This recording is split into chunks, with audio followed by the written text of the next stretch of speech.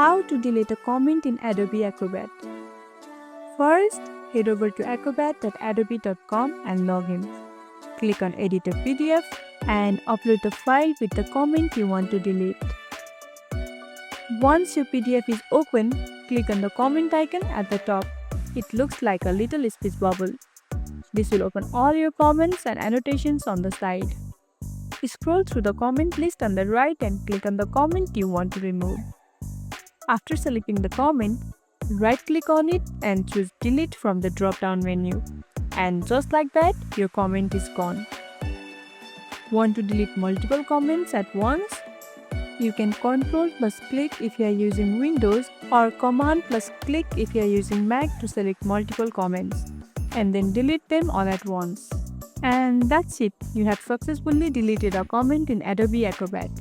If this tutorial helped, don't forget to like this video, subscribe and tap the bell icon so you never miss an update. See you in the next one.